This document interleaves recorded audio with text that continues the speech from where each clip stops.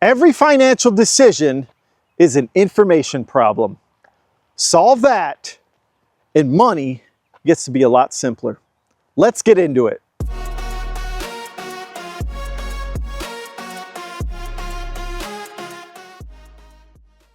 Every dollar you spend should be based on information. Let's start with spending first.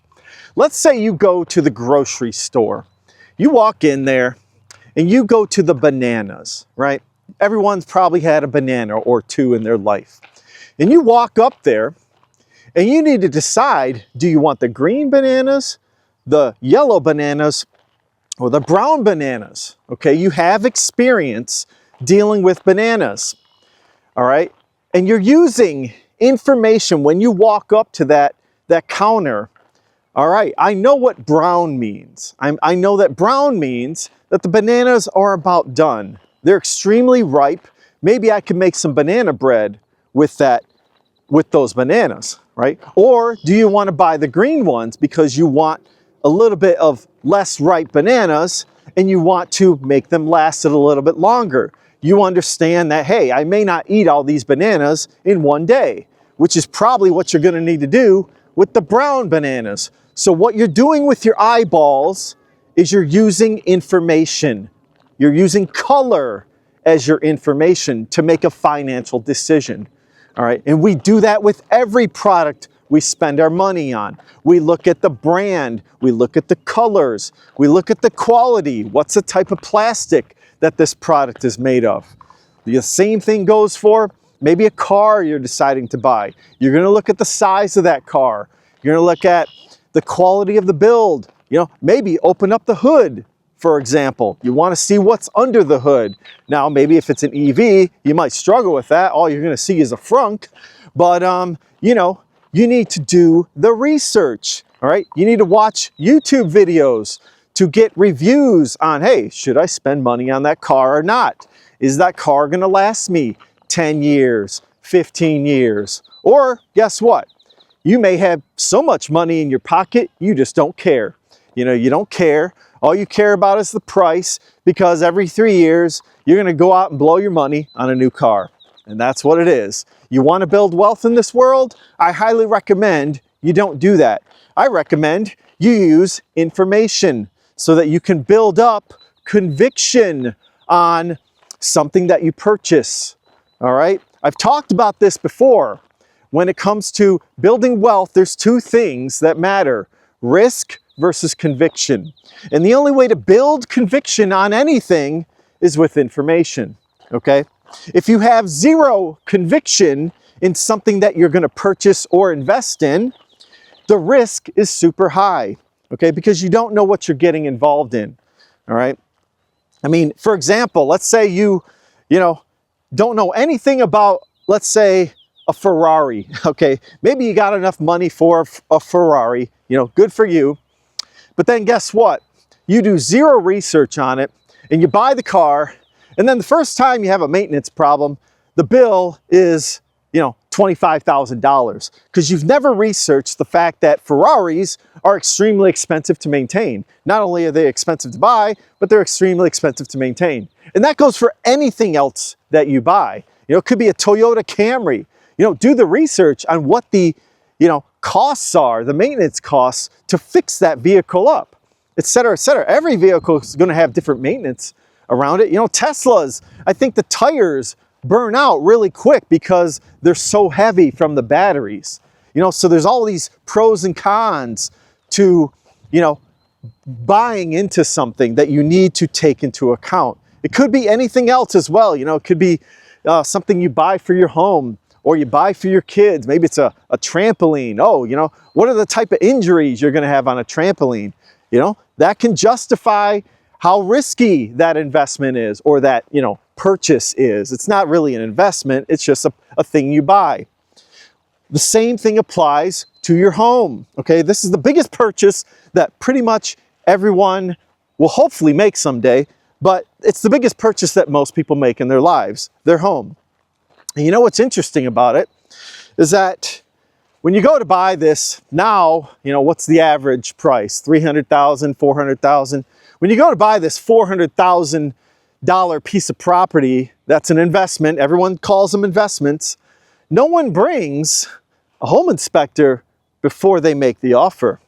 You know, all you do is you walk with a realtor who, to be honest, no offense to realtors, they don't know jack, crap about the property itself.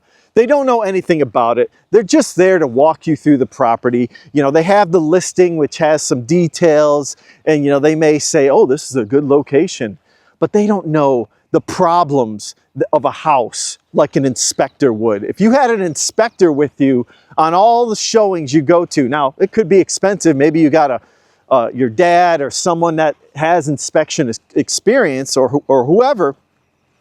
Bring them along if you can, because they're going to have information, all right? They're going to have information that's vital to that purchase, and it's going to save you time, energy, money, risk, all that stuff. It's going to lower the risk when you make the offer, because that inspector is going to give you insight. They're going to say, oh, that concrete slab is a little soft down there. It's sinking into the soil. You might want to make a lower offer on that property. Or, oh, the roof, the shingles are kind of, curled up there on the roof. You might want to make a lower offer.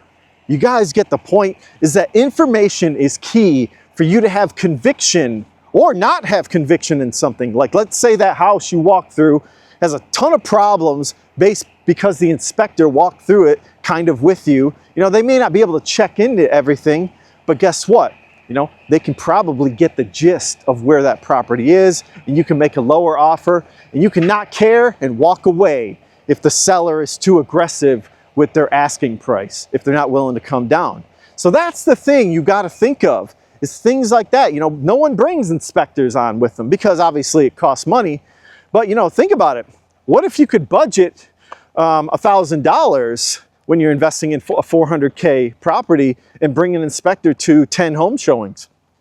That could be an interesting business model for inspectors. And maybe they even offer those services. Like, this would be like quick house walkthroughs, right? Something like that. That's kind of interesting, I think. I think that's kind of cool. Maybe it's something for home inspectors. You guys should really consider that, because I would like to do that. I would like as much information as I can get. You could also even talk to the neighbors, guys. A lot of people do not do this, but maybe go knock on the door next door and say, hey, I'm looking to buy this house, guys. What do you think? Were the neighbors nice people?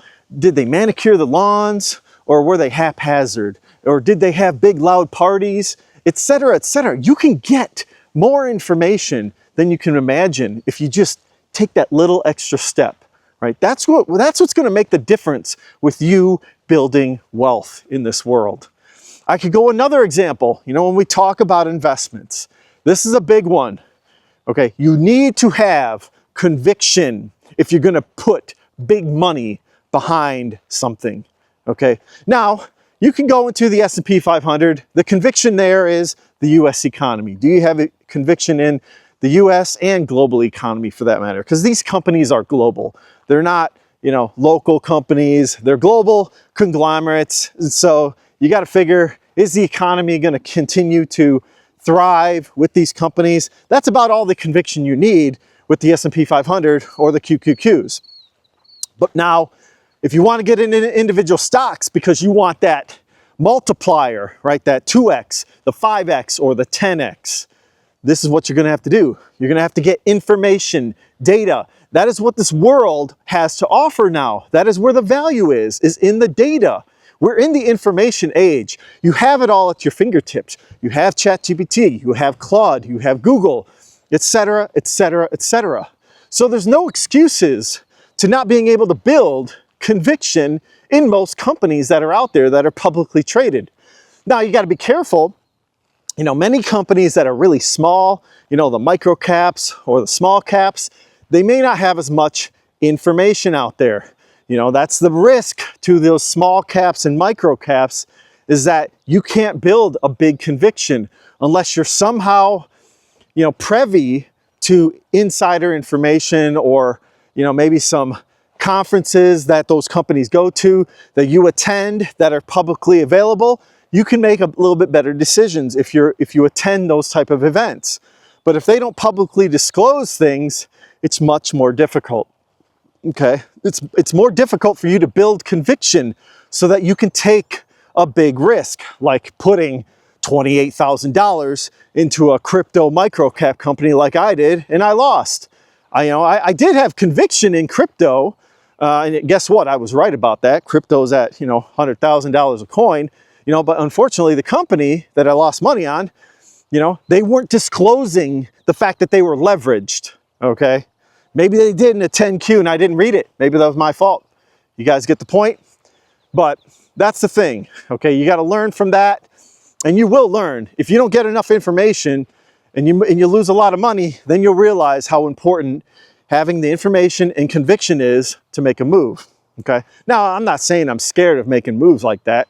The only reason I hold, I don't know what it is, like $400,000 in Tesla is because I have the information. That company gives all their information on these YouTube or live streams they do for AI day and battery day. I get to actually know what the heck the company is doing.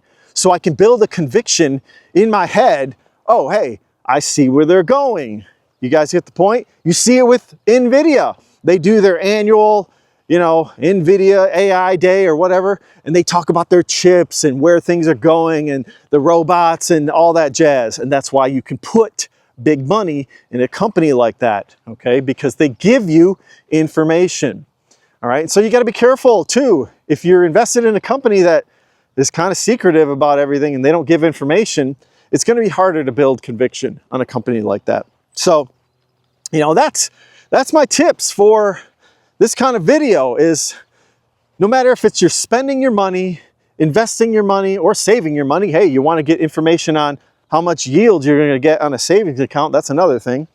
Those three things, spending, saving, investing, get information. Get as much as you can, and I think it'll help you. Honestly, it'll make good decisions. You'll be able to hold your position in investing or in a house, for example.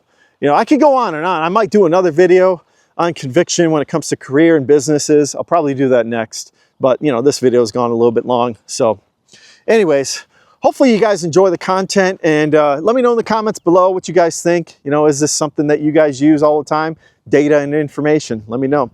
If you guys could, like and subscribe if you like the content and the channel, and take a look at my previous video. And everyone, have a great day. Thanks.